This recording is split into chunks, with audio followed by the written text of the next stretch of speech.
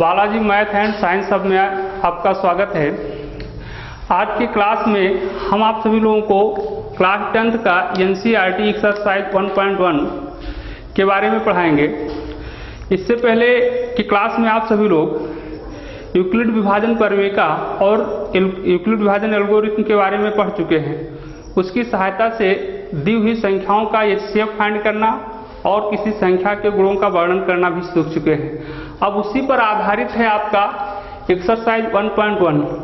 तो इससे पहले यदि आप सभी लोग हमारे चैनल को सब्सक्राइब नहीं किए हैं तो सब्सक्राइब कर लीजिए और बेल आइकन को भी प्रेस कर लीजिए ताकि आपको कोई भी वीडियो यहाँ से अपलोड किया जाए तो उसका नोटिफिकेशन प्राप्त हो सके।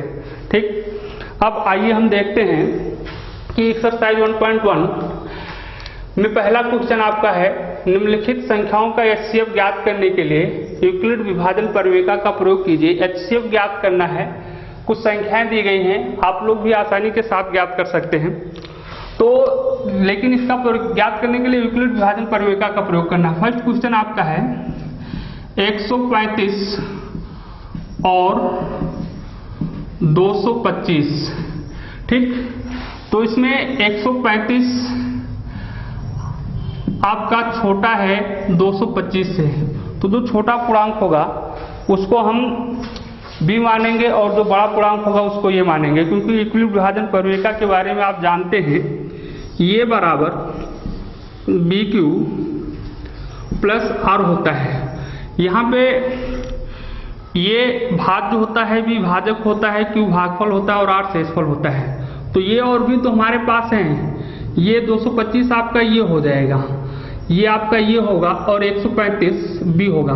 मतलब बड़े पूर्णांक को आपको ये मानना है और छोटे पूर्णांक को आपको B मानना है। और उसके बाद Q और R आपके पास है नहीं, तो छोटे पूर्णांक मतलब जो बड़ा पूर्णांक है वो भाज्य है और जो छोटा पूर्णांक है वो भाजक है। तो 225 को 135 से भाग करके हम Q और R पता कर लेते हैं। तो एक मरतबा जाएगा 135, अब यहाँ 0 और यहाँ आपका 2 इधर 2 में 1 उधार लिए तो यहाँ हो गया 12 में से 3 गए 9, तो 90 बचा है। ये आपका हो गया Q और ये हो गया 90 आपका हो गया R। तो यहाँ पे जो हम यूक्लिड विभाजन प्रमेय का प्रयोग करेंगे, यूक्लिड विभाजन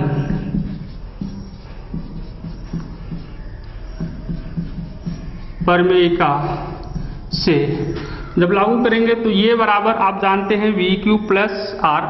तो ये मतलब भाज्य आपका ये आपको पहले ही बताया 225 बराबर हो जाएगा 135 इंटू Q का मान आपको बताया 1 प्लस R आपका 90 है। तो आपको इससे पहले वाले वीडियो में समझाया गया है कि अगर जब यूक्लिड विभाजन प्रमेय की सहायता से जब हम HCF फाइंड करते हैं तो वहां पे हमें R का मान देखना होता है, शेषफल देखना होता है कि शेषफल शून्य आया या नहीं आया। तो यहाँ देख रहे हैं R जो है शून्य नहीं है, 90 है। तो 90 है तो यूक्लिड विभाजन प्रमेय को आगे बढ़ाएंगे। अब दो फिर ये और भी चुनेंगे। तो इसमें इस स्थिति में जो भाजक होगा वो A हो जाएगा और जो शेषफल होगा रिमाइंडर वो B हो जाएगा। तो 135 और 90 को लेकर फिर यूक्लिड विभाजन प्रमेय का, तो 135 बराबर हो जाएगा 90 इंटू 1 प्लस 135 में से 90 घटा दिया जाएगा तो 5 और 13 में से हो जाएगा 4, 45। यहाँ पर हम देख रहे हैं फिर आपका शेषफल शून्य नहीं आया। तो फिर इसके लिए आपको करना क्या है, यूक्लिड विभाजन प्रमेय को आगे बढ़ाना है। इसके लिए 90 और 45 लेना है। जो भाजक होगा वो ये और जो शेषफल होगा वो B। तो आपका 90 और इक्वल टू हो जाएगा 45 इंटू 2 मतलब 45 गुना 90 प्लस 0। 45 गुना 90 में से 90 माइनस करोगे तो 0 बचेगा शेषफल। तो इस स्थिति में यहाँ पर हम देख रहे हैं कि शेषफल आ गया मेरा 0, R का मान 0 हो गया। और जब यूक्लिड विभाजन प्रमेय में R का मान 0 हो जाता है तो उस स्थिति में, उस कंडीशन में जो भाजक होता है वही HCF कहलाता है। तो R यहाँ मेरा देख रहे हैं 0 है, तो इस स्थिति में भाजक कितना है 45। तो इसलिए HCF आप 135 और 225 का HCF आपका हो जाएगा 45। इसी प्रकार से सेकंड क्वेश्चन आपका है, सेकंड क्वेश्चन आपका है 196 और 38002220 196 और 38,220 का HCF फाइंड करना है। तो जब 38,220 आपका बड़ी संख्या है और 196 आपकी छोटी संख्या है, तो आपको पहले से पता है जो बड़ी संख्या होगी वो ये, जो छोटी संख्या होगी वो भी, ठीक। तो 196 इज लेस देन 38220। तो यहां फिर लिखेंगे यूक्लिड विभाजन प्रमेयिका से। यूक्लिड विभाजन प्रमेयिका में लगाने से पहले आप देखेंगे 38,220 ये है और 196 आपका V है। तो Q और R आपको पता करना है, Q क्या होगा और R क्या होगा ये आपको ज्ञात करना है, ठीक। तो आपका हो जाएगा पहले 38,220 को 196 से भाग कर देंगे तो एक मरतबा आ जाएगा 196, यहाँ से एक लिए तो ये हो गया 12 में से 6 गई 6 और यहाँ बचा 7, एक ले ले उधार तो यहाँ हो गया 17, 17 में से 9 गई 8 और यहाँ 2 में से 1 जीरो उतार लिया गया, ठीक।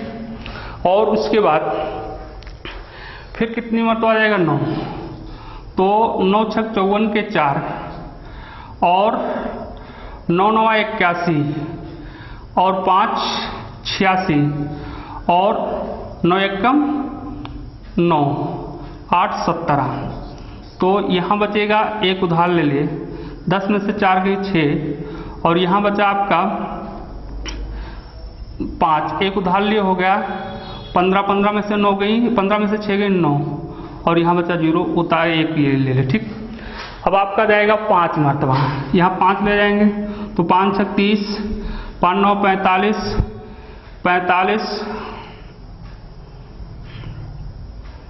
यहाँ थोड़ा सा गलती हो रहा है 10 6। तो अब आपको 196 और 38,220 में यूक्लिड विभाजन प्रमेयिका का प्रयोग करना है।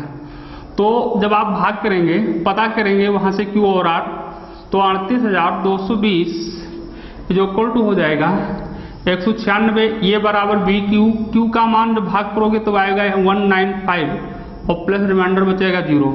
यहाँ पहले ही स्टेप में आपका शेषफल शून्य आता है। तो इस स्थिति में जब शेषफल आपका शून्य आ गया तो जो भाजक होगा वही HCF हो जाएगा। तो इस स्थिति में शून्य है और भाजक आपका है 196, ठीक। तो HCF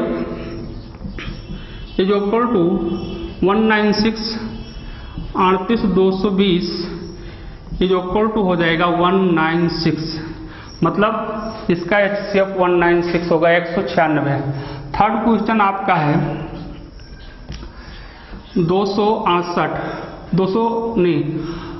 867 और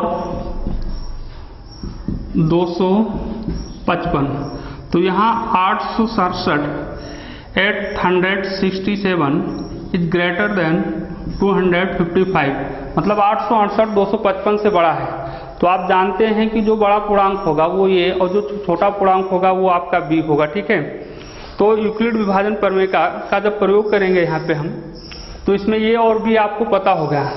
तो Q और R आपको ज्ञात करना होगा, ठीक। तो Q और R ज्ञात करने के लिए जब भाग करेंगे, मतलब 867 को 255 से भाग कीजिएगा तो आपको पता होगा यूक्लिड विभाजन प्रमेयिका से। तो 867 800 67 इज इक्वल टू 255 और Q आएगा 3 प्लस R बचेगा 102। आप भाग करके देख सकते हैं। तो आपको इस स्थिति में R जो शेषफल आया वो शून्य नहीं प्राप्त हो रहा है। तो शून्य नहीं प्राप्त हो रहा है तो इसलिए यूक्लिड विभाजन प्रमेयिका को आगे बढ़ाना होगा। तो इस स्थिति में हम 255 और 102 को लेकर यूक्लिड विभाजन प्रमेयिका आगे बढ़ाएंगे। ठीक, तो इस अब अगले स्टेप में जब करेंगे तो 255 ये का काम करेगा और 102 बी का कार्य करेगा। तो 255 इज इक्वल टू हो जाएगा ये इंटू बी क्यू, बी आपका 102 है और इंटू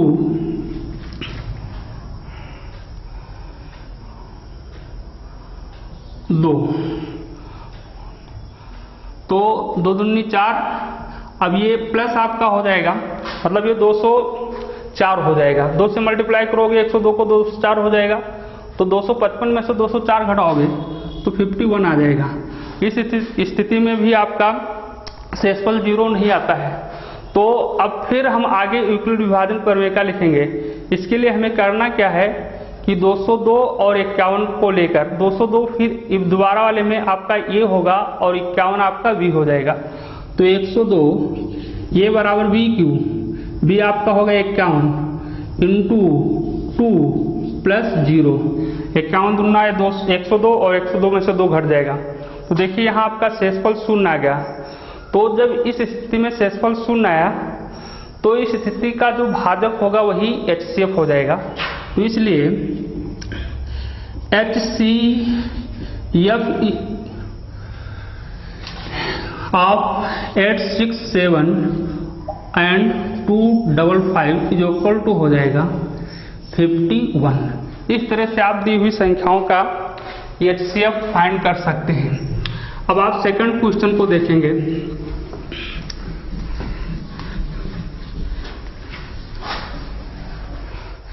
सेकंड क्वेश्चन आपका है, दर्शाइए कि कोई भी धनात्मक विषम पूर्णांक 6q + 1, 6q + 3, 6q + 5 के रूप का होता है, जहां q कोई एक पूर्णांक है। मतलब यहाँ पर आपको यूक्लिड विभाजन प्रमेयिका का अनुप्रयोग करके हुए आपको ये दिखाना है कि जो विषम पूर्णांक होते हैं वो 6q + 1 या 6q + 5 या 6q + 3 या 6q + 5 के रूप का होता है। तो इसके लिए आपको करना है, यहाँ पे आप मान लीजिए कि कोई एक पूर्णांक है, माना कि ये कोई पूर्णांक है। तो ये के बारे में मुझे पता होगा, ये हमने मान लिया, ये नहीं था मेरे पास। b चाहिए, b का भी अता पता नहीं है। तो b आपका यहाँ 6q + 1, 6q + 3, 6q + 5, इसी में से 6 जैसे यूक्लिड विभाजन प्रमेयिका ये बराबर bq + r, तो ये बराबर 6q + 1। तो यहाँ b के प्लेस पर क्या है 6 है, तो b इक्वल टू यहाँ हो जाएगा 6, b इक्वल टू 6 हो गया। तो ये और भी आपको प्रयोग मिल गया। अब यूक्लिड विभाजन प्रमेयिका का प्रयोग कीजिए। यूक्लिड विभाजन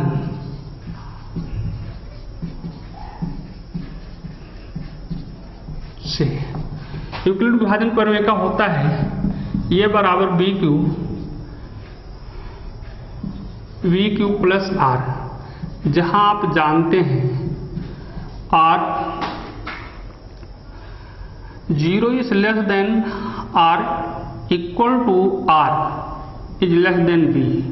ठीक, इसके बारे में पहले से भी चर्चा हुई है कि जो R होगा वो 0 होगा या 0 से बड़ा होगा और लेकिन B से छोटा ही होता है हमेशा। ठीक है, तो यूक्लिड विभाजन प्रमेयिका जो देख रहे हैं ये बराबर BQ + R, BQ + R में B के प्लेस पर आप 6 लिख सकते हैं, 6 लिख लीजिए, क्योंकि B बराबर पहले मुझे पता है 6 हो गया। तो R का मान अब क्या हो सकता है, B आपका 6 है, R का मान 0 से स्टार्ट होगा, 0, 1, 2, 3, 4 5 6 नहीं हो सकता है क्योंकि r का मान 6 से छोटा होगा।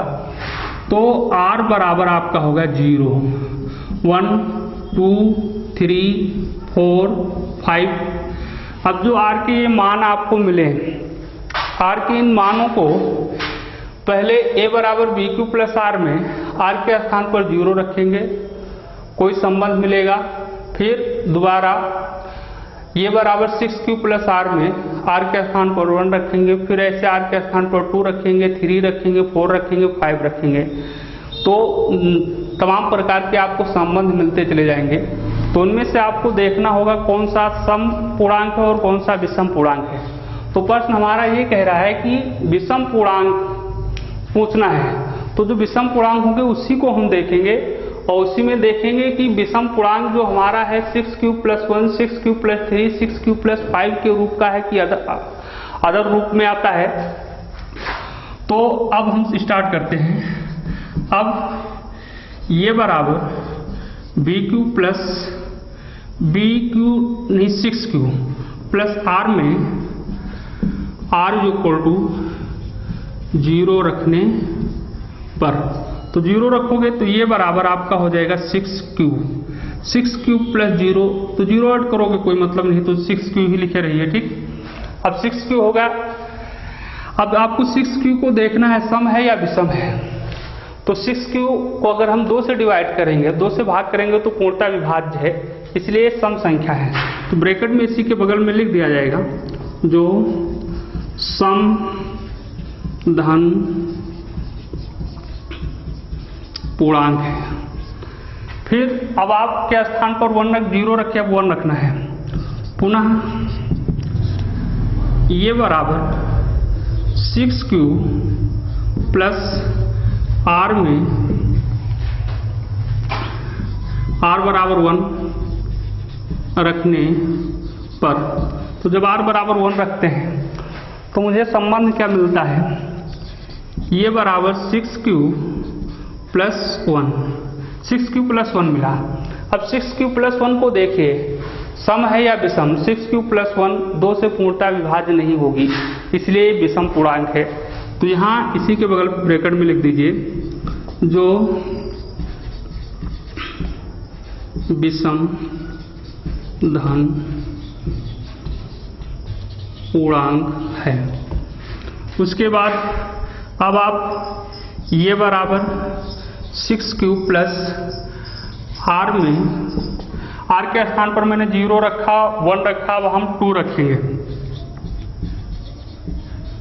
2 रखने पर, तो 2 रखोगे तो ये बराबर 6q प्लस 2 मिलता है। अब 6q प्लस 2 को हम देखते हैं 2 से विभाज्य है या 2 से विभाज्य पूर्णतः या नहीं है। ठीक है, तो 2 से पूर्णतः विभाज्य भाग करके देखोगे तो 2 से पूर्णतः विभाज्य होगा। 6q प्लस 2 एक सम पूर्णांक है, तो यहाँ लिखोगे जो एक विषम धन पूर्णांक है। अब ये बराबर जो 6q प्लस r में है उसमें 3 रखेंगे, तो ये बराबर 6q प्लस r में r बराबर 3 रखने पर, तो जब आप 3 रखेंगे तो आपको व्यंजक मिलेगा ये बराबर 6q प्लस 3। 6q प्लस 3 को देखिए 2 से पूर्णतः विभाज्य नहीं होगा, भाग करके देख सकते हैं। तो जो 2 से पूर्णतः विभाज्य नहीं है वो विषम पूर्णांक होगा। तो यहाँ सम, थोड़ी सी गलती हुई, इसको सही कर लीजिएगा, ये सम पूर्णांक है। ठीक, तो यहाँ लिखोगे जो एक विषम धन पूर्णांक है। आगे अभी हम 3 तक पुट कर चुके हैं। ये बराबर 6q प्लस r में इसी प्रकार आप 4 भी रखेंगे और 5 भी रखेंगे। तो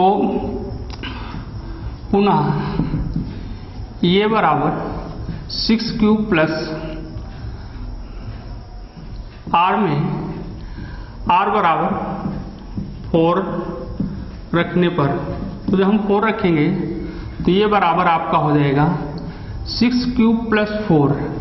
अब ये 6 क्यूब प्लस 4 2 से डिवाइड है या नहीं, ये आपको देखना है।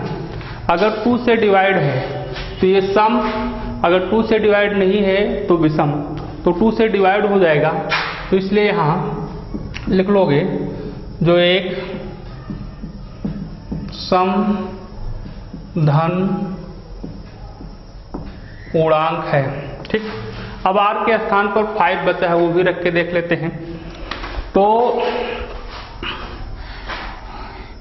ये बराबर 6 क्यूब प्लस r में r बराबर 5 रखने पर, तो जब हम 5 रखेंगे तो मिलेगा ये बराबर 6 क्यूब प्लस 5। ठीक, अब 6 क्यूब प्लस 5 क्या है, विषम धन पूर्णांक है, क्योंकि 6 क्यूब प्लस 5 2 से डिवाइड नहीं है। तो यहाँ लिख लीजिए जो एक विषम धन पूर्णांक है, लिख लीजिएगा। ठीक, अब इस प्रकार से प्रश्न ये कहता है कि आपको ये दर्शाना है, सिद्ध करना है कि विषम धन, कोई भी धनात्मक विषम पूर्णांक 6 क्यूब प्लस 1, 6 क्यूब प्लस 3 और 6 क्यूब प्लस 5 के रूप का होता है। तो आपको इसमें से सम और विषम दोनों प्रकार के पूर्णांक मिल चुके हैं, तो हमें केवल विषम पूर्णांक को देखना है। तो पहला विषम पूर्णांक ये मुझे मिला 6 क्यूब प्लस 1, दूसरा विषम पूर्णांक विषम वाले में देखिए तो 6 क्यूब प्लस 3 और अगला विषम धन पूर्णांक ये मिला 6 क्यूब प्लस 5। तो हमें दिखाई दे रहा है स्पष्ट रूप से कि जो विषम पूर्णांक होते हैं वो 6 क्यूब प्लस 1, 6 क्यूब प्लस 5 और 6 क्यूब प्लस 3 के रूप का होता है। तो यहाँ लिख दीजिए अतः प्रत्येक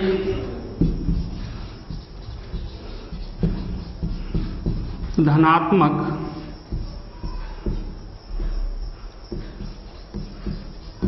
विषम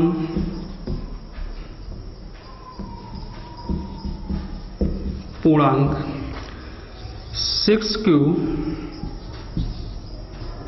प्लस 1, 6 क्यूब प्लस 3 या 6 क्यूब प्लस 5 के रूप का होता है। ठीक, इस प्रकार से सिद्ध हो गया। अब आपका थर्ड क्वेश्चन आपका है, किसी परेड में 616 सदस्यों वाली एक सेना की टुकड़ी को 32 सदस्यों वाले एक आर्मी बैंड के पीछे मार्च करना है। दोनों समूहों को समान संख्या वाले स्तंभों में मार्च करना है, और दोनों समूहों को जो मार्च करना है वो जो स्तंभ बनेंगे रो वो समान संख्या में होना चाहिए। तो उन स्तंभों की अधिकतम संख्या क्या होगी, मतलब एक सेना की टुकड़ी है उसमें 616 सदस्य है और 32 सदस्यों की एक आर्मी बैंड पार्टी है, और उस बैंड पार्टी के पीछे सेना को मार्च करना है। और सेना को मार्च इस प्रकार से करना है कि दोनों जो होंगे वो समान संख्या वाले स्तंभों में मार्च करेंगे। तो आपको ये ज्ञात करना है उन स्तंभों की अधिकतम संख्या कितनी होगी। ठीक, तो इसके लिए आपको करना कुछ नहीं है। इस प्रकार के प्रश्न हो जब आते हैं तो दोनों 616 और 32 का हमें HCF ज्ञात कर लेना है। तो 616 इज ग्रेटर देन 32, ये 616 आपका 32 से बड़ा है, इसलिए 616 को आप ये मानेंगे और 32 को भी मानेंगे। फिर यूक्लिड विभाजन प्रमेय की ही सहायता से HCF फाइंड करना है। तो यूक्लिड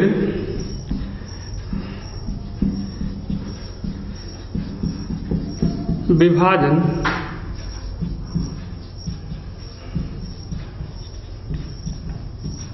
इक्यासी, तो यूक्लिड विभाजन प्रमेय में ये और भी आपके पास है। आपको Q और R चाहिए तो उसके बारे में बहुत बार चर्चा हो चुकी है कि बड़े पूर्णांक को छोटे पूर्णांक से भाग कर लीजिए, वो काम आपको रफ में करना है। तो 616 को जब 32 से भाग करोगे तो 1 टाइम जाएगा, तो यहाँ 32 हो जाएगा, और यहाँ 9 और यहाँ 5 में से 3 जाएगा 2 और 6, अब 9 और 9 टाइम जाएगा, तो 9 दूनी 18, 18 के 8 और 9 त्रिक 27 और 1 28। तो यहाँ से 16 में से 8 गई 8 और यहाँ 0 बचेगा। तो आपका यहाँ जो आया ये Q हुआ और जो 8 आया वो आपका R हुआ। तो यूक्लिड विभाजक प्रमेय का आप सब लोग जानते हैं, ये बराबर BQ प्लस R। तो ये के स्थान पर 616 जो इक्वल टू BQ, B आपका 32 इंटू Q 19 प्लस R 8। ठीक, इस प्रकार से आपका हम देख रहे हैं कि मेरा रिमाइंडर जो शेषफल आता है R का मान 0 नहीं प्राप्त हुआ। अगर 0 नहीं प्राप्त हुआ तो हम फिर यूक्लिड विभाजन प्रमेय का प्रयोग लगाएंगे। तो यूक्लिड विभाजन प्रमेय का 32 और 8 में लगेगा। इस स्थिति में जो भाजक होता है वो A बन जाएगा और जो R होगा वो आपका Q बन जाएगा, B बन जाएगा। तो 32 जो इक्वल टू हो जाएगा 8 इंटू 4, 8 4 जा 32 प्लस यहाँ 0 बचेगा, आपका 0 आ गया। ठीक, तो जो इस स्थिति में जो 0 आया वही आपका क्या हो जाएगा HCF। उस स्थिति का भाजक HCF होता है। तो HCF ऑफ 616 एंड 32 जो इक्वल टू 8। तो जितना HCF आया अधिकतम स्तंभों की उतनी ही संख्या होगी। तो अधिकतम स्तंभों की संख्या कुल कितनी हो जाएगी 8। नीचे आंसर भी लिख सकते हो। अतः अधिकतम स्तंभों की संख्या बराबर 8। ठीक, नेक्स्ट क्वेश्चन आपका चौथा है, यूक्लिड विभाजन प्रमेय का प्रयोग करके दर्शाइए कि किसी धनात्मक पूर्णांक का वर्ग पूर्णांक m के लिए 3m या 3m प्लस 1 के रूप का होता है। कोई धनात्मक पूर्णांक m है। अब आपको ये सिद्ध करना है कि किसी भी धनात्मक पूर्णांक का जो वर्ग होता है वो 3m या 3m प्लस 1 के रूप का होता है। तो इसके लिए हम मान लेते हैं, माना कि एक ax कुछ भी मान सकते हो पूर्णांक है तथा b जो इक्वल टू 3 हो जाएगा। ठीक, अब यूक्लिड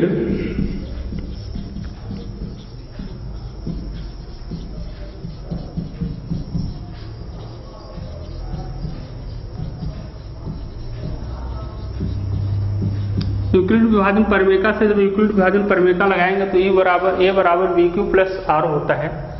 तो ये बराबर आपका हो जाएगा 3Q प्लस R, B जो इक्वल टू 3 है। ठीक, इसलिए 3Q हो गया। जहां आप जानते हैं जहां 0 is less than R equal to R is less than B, B मतलब 3। ठीक, R का मान जो होता है 0 होता है, 0 से बड़ा होता है लेकिन B से छोटा होता है। तो इस स्थिति में आप देख रहे हैं कि R का जो मान है 0 से बड़ा और 0 और 3 से छोटा है। तो संभावित शेषफल R बराबर मुझे मिलेगा क्या 1 2 0 1 और 2 मिलेगा। अब 3 मान मिले R का मान। तो पहले a बराबर 3Q प्लस R में R के स्थान पर 0 रखिए, फिर वर्ग कीजिए, दोबारा फिर a बराबर 3Q प्लस R में R के प्लेस पर 1 पुट कीजिए, फिर वर्ग कीजिए और फिर इसी प्रकार 2 रखिए और देखिए संख्या किस रूप में मिल रही है। तो a बराबर 3Q प्लस R में R बराबर 0 रखने पर, तो जब 0 रखेंगे तो ये बराबर आपका 3q प्लस 0 से कोई मतलब नहीं है, हमें वर्क करना है तो इसका स्क्वायर कर देंगे तो ये स्क्वायर, ये आपका हो जाएगा 3q का स्क्वायर, तो ये स्क्वायर जो इक्वल टू 3 के ऊपर 3 3 जा 9q स्क्वायर। अब इसको हमें 3m के रूप में लिखना है, तो हम कैसे लिख सकते हैं, ये स्क्वायर इज इक्वल टू लिखा जा सकता है 3 इंटू 3q स्क्वायर, तो ये स्क्वायर इज इक्वल टू होगा 3, 9q स्क्वायर को ये इंटू 3q स्क्वायर के रूप में लिख दिया, तो 3 तो ये हो गया और 3q स्क्वायर बराबर आप m मान लेते हैं, m मान लिया जाए तो ये होगा ये स्क्वायर बराबर 3m, जहां आप इंडिकेट कर लीजिए 3q स्क्वायर बराबर m लिया गया है। ठीक, अब आपको इसी ये बराबर 3q प्लस r में r के स्थान पर 1 रखना है, फिर वर्क करना है, फिर देखना है किस रूप में आता है। तो पुनः ये बराबर 3q plus 1 3q plus r में r बराबर 1 रखने पर, तो जब रखकर देखते हैं तो देखो ये बराबर आ गया 3q, r के प्लेस पर 1 पुट किए, हमें वर्क करना है क्योंकि कह रहा है वर्क, दोनों पक्षों का वर्क कर दीजिए, तो ये स्क्वायर ये जो इक्वल टू हो जाएगा 3q प्लस 1 का होल स्क्वायर, तो ये आपका रहेगा ये स्क्वायर, ये हो जाएगा 9q स्क्वायर प्लस 6q और प्लस 1। यहाँ जान फार्मूला a प्लस बी का होल स्क्वायर बहुत छोटे क्लास में पढ़ चुके हैं, a प्लस बी का होल स्क्वायर का फार्मूला होता है a square plus B square plus 2ab। ठीक, तो इसी फार्मूले पे सरल के, तो ये स्क्वायर बराबर इसमें देखिए कॉमन क्या है, इसमें आपको कॉमन 3 q भी है, q लेना चाहें तो लीजिए, ना लेना चाहें तो कोई बात नहीं, सीधे रहने दीजिए। तो यहाँ बचेगा 3q स्क्वायर और प्लस यहाँ 2q, इतने में ही कॉमन मैंने 3 ले लिया और इधर आपका प्लस 1 है, तो ये स्क्वायर जो इक्वल टू हो जाएगा 3 और इतना 3q स्क्वायर प्लस 2q जो इक्वल टू m मान लिया जाए, तो ये हो जाएगा आपका 3m और प्लस 1। ठीक, जहां 3q स्क्वायर प्लस 2q जो इक्वल टू m लिया गया। ठीक, अब आपका 2 बचा तो 2 भी रख देना है r के स्थान पर। अब ये बराबर 3q प्लस r में आपको r बराबर 2 रखना है, तो पुनः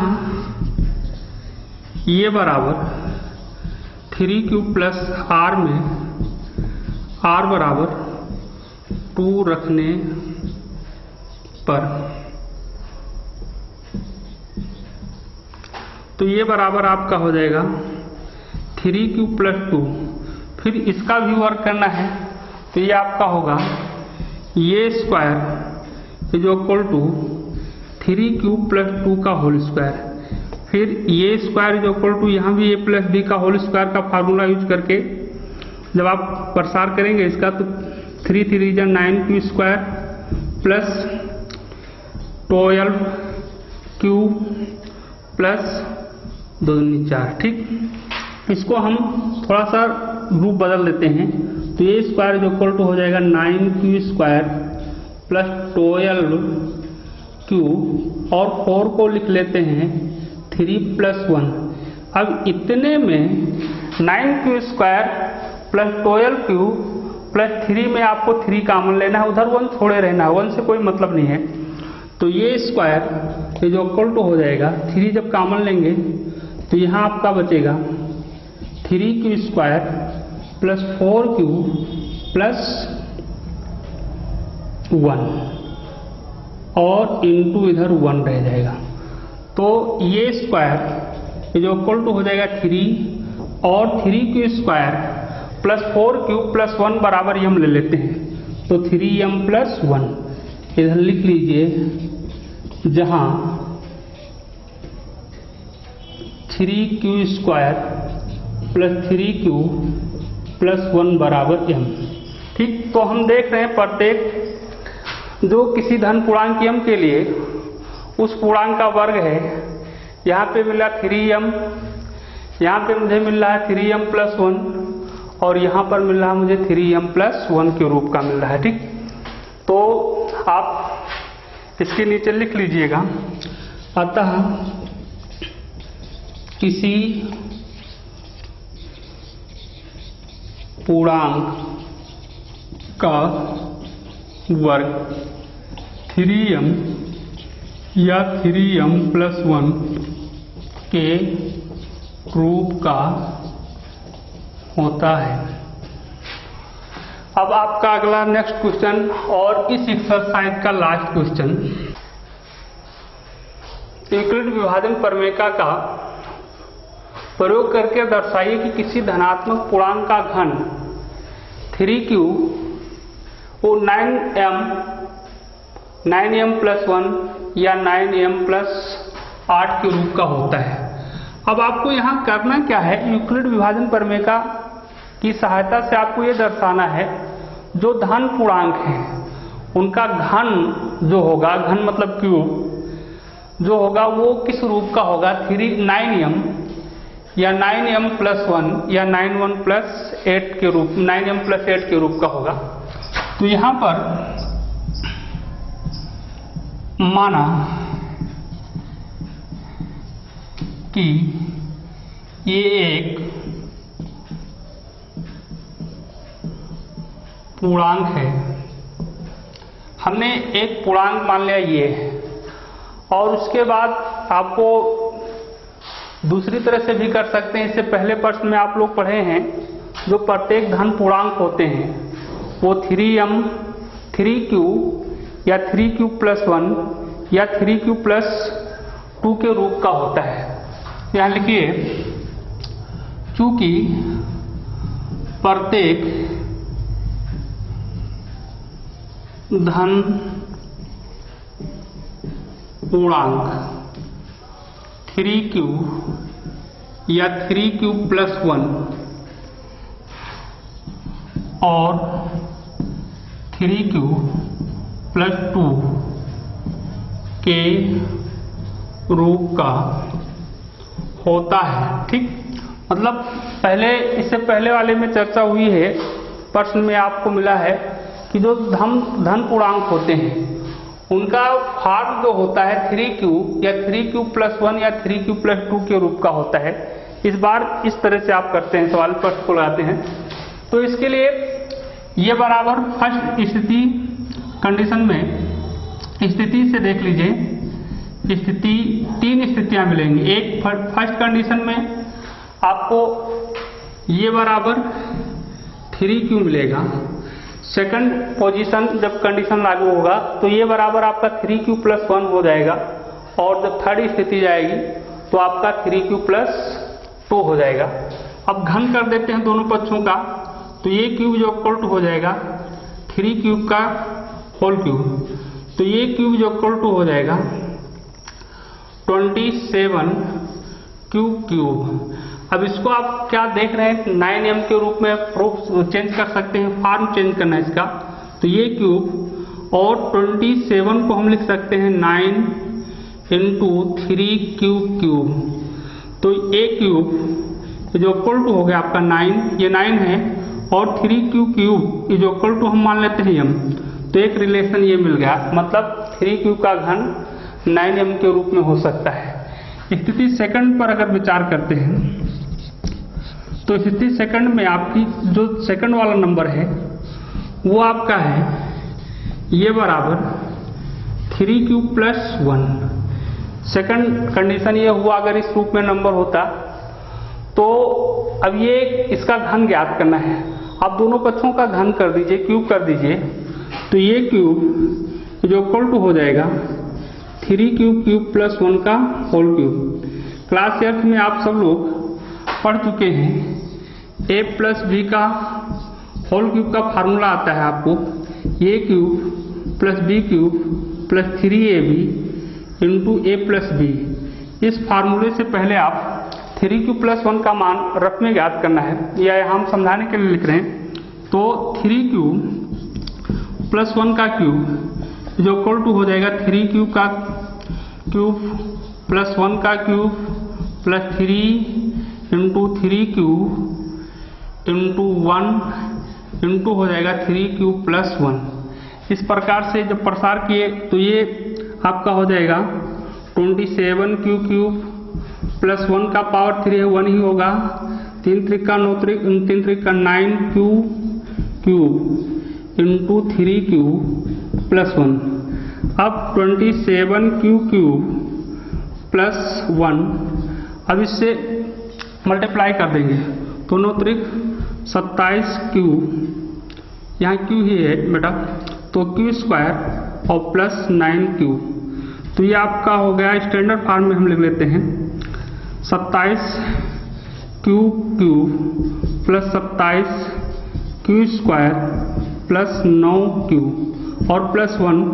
तो इसमें देखिए क्या कॉमन है, तो हम केवल 9 कॉमन लेते हैं, 9। तो यहाँ बचेगा 3 cube plus 3 Q square plus 2 और ये चीज़ यहाँ देखिए, पहले इसको यहाँ ला के तब करते हैं। तो ये क्यूब जो इक्वल टू हो जाएगा, सरल कर लिया गया है, अब यही इकट्ठा लिख लेते हैं। तो 27 cube plus 27 Q square plus 9 cube plus 1, इस तरह से इसका प्रसार किया गया। तो ये माना है, ये रफ में समझाने के लिए आपको किया गया, ठीक। तो ये क्यूब जो इक्वल टू, इसमें से आप कॉमन क्या ले सकते हैं, कॉमन 9 क्यूब ही है, लेकिन हम केवल 9 ही कॉमन लेते हैं। तो यहाँ बचेगा 3 क्यूब प्लस यहाँ 3 क्यू स्क्वायर प्लस यहाँ पे क्यू बचेगा और प्लस 1। तो ये क्यूब जो इक्वल टू ये 9 रहा और इतने के स्थान पर 3 cube plus 3 Q square plus Q जो इक्वल टू अगर हम m मान लेते हैं तो ये 3m प्लस 1 हो जाएगा, 1 उधर वाला होगा, ठीक। अब आपकी स्थिति थर्ड बची है, स्थिति थर्ड पर भी देखते हैं।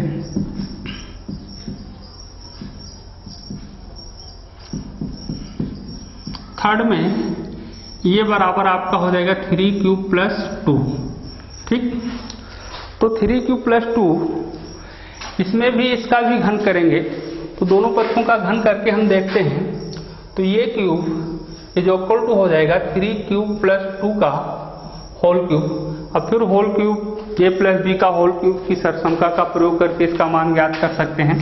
तो अभी आपको फार्मूला बताए थे, तो 3 क्यूब प्लस 3 का होल क्यूब 2 बेटा, 2 का होल क्यूब जो इक्वल टू होता है a क्यूब, तो मतलब ये 3 क्यूब है तो 27 cube plus b cube 8 plus 3ab, ठीक। 9 2 जा 18, 9 दूनी 18 क्यू और इंटू ये प्लस बी, तो 3 क्यू प्लस 2, इस तरह से मान निकालेंगे इसका। तो 27 cube plus 8 plus 18 3 54 Q square plus 18 दूना 36 क्यूब। तो आप इसको जब मानक रूप में लिखोगे तो 27 cube plus 54 Q square plus 36 cube plus 8 इधर कर दिया, ठीक। तो ये क्यूब जो इक्वल टू मान जो आता है आपका ये आया, मतलब 3 क्यूब प्लस 2 का होल क्यूब का वैल्यू हुआ 27 cube plus 54 Q square plus 36 cube plus 8। तो ये हो गया आपका 27 cube plus 54 Q square plus 36 cube plus 8। इसमें करना आपको है, इतने में कॉमन क्या है, ये क्यूब 9 कॉमन है, तो 9 जब यहाँ कॉमन लेंगे, क्यूब ही कॉमन है कि 9 ही कॉमन लेते हैं, तो यहाँ बचेगा आपका 3 cube plus 6 Q square plus 4 cube और प्लस 8। तो ये क्यूब जो इक्वल टू होगा 9 और इतने के स्थान पर ये मान लेते हैं, तो m प्लस 8, मतलब आप देख रहे हैं इस प्रकार से किसी भी धनात्मक पूर्णांक का जो घन होता है वो आप किस रूप में मिला आपको, 3m 9m या 9m+1 या 9m+8 के रूप का होता है। तो आपको अतः लिख सकते हैं, अतः किसी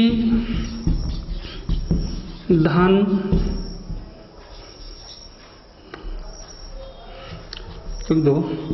प्रत्येक धन पूर्णांक का घन 9m, 9m+1 या 9m+8 के रूप का होता है। ठीक, इस प्रकार से आपका NCERT का एक्सरसाइज 1 समाप्त होता है। ठीक है, आगे आप कल अगले क्लास में आप सभी लोगों को अंकगणित की आधारभूत प्रमेय के बारे में पढ़ाया जाएगा।